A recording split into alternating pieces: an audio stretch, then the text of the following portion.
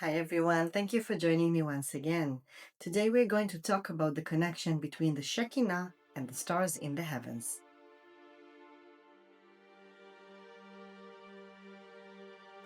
Within the mystical teachings within Jewish mysticism, we can find phrases that are talking about the fact that the stars were created by God for the Shekinah, the divine manifestation. When she asks him to care for her, he tells her that he created all the stars in the heavens for her. And then we have this description of the Shekinah as the gazelle passing between the stars and traveling through them as a portal or as a gate. And more than that, they are described as an army of heavenly lights that is connected to her and protecting her.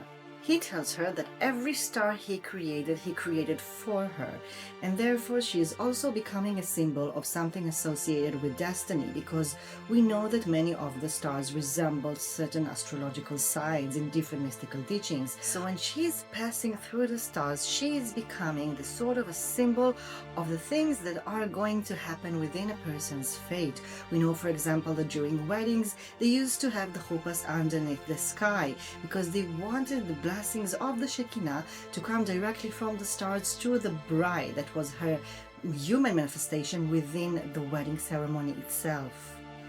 We have stories of the gazelle as she is passing between the mountains of light and darkness when Venus is rising, a very feminine star. And while she's passing there, she's meeting a lot of creatures from the side of light and the side of darkness. Some of them are serpents, and she is walking between the demons and the angels, the heavens and other worlds. The creatures from the dark side are in love with her, they're smitten with her, and they're trying to block her way because they don't think that the human world is worthy of her light.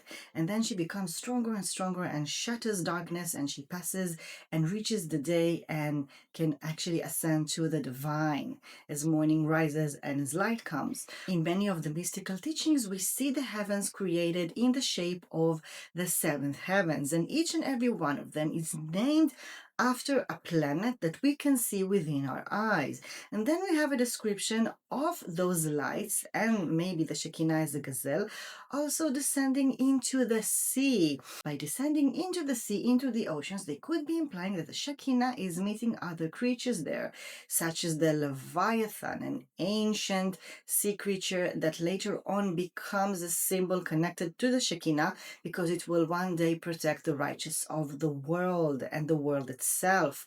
And we see it in many manuscripts where we can see this creature surrounding the world and protecting it, much like the Shekinah is a mother. She is also meeting the Tanin, a crocodile, an alligator, that sometimes is connected to the dark side, but as we can saw, the Shekinah can handle this side, and she can also walk between those two worlds. We also know that in certain stories and folklore, we actually learn about underground worlds, or maybe under the sea, that many of them are connected to like 7 levels, much like the heavens. And in each and every level, you can meet different creatures that are sometimes rising to the face of the earth, and the earth becoming this connection point between the heavens and everything underground or under the sea. And the one traveling there with the 7 lights from the heavens to the sea is the Shekinah herself, because the stars and the lights are connected to her. One of the things that we know about these underworlds is that they have different rivers running through them, such as river of fire and river of steaming water. And still, if you know how to make the journey, you can cross them and find your way into different worlds. We know that this connection point between the upper worlds, our world, and the underworlds is sometimes being located within caves. Caves were considered to be a metaphor for a woman's womb, and many of them also had water. For example, witches in the biblical stories, such as the necromancer, were located in caves. And this is a meeting point where you can actually rise, go low, or step outside into our world. Water within those caves resemble fountains, and the presence of the Shekinah also was connected to different qualities of the divine, such as wisdom or royalty or grace. And when she met them, she was like a fountain giving them water. And from this meeting, a lot of abundance could actually be poured down into our world and into our reality. Our reality, under the observance of the Shekhinah was a meeting point between the seventh heavens and the seven underworlds. And seven, we know, is a very special number connected to the Shekhinah and to goddesses all throughout history, including Shabbat, the seventh day, being her holy day.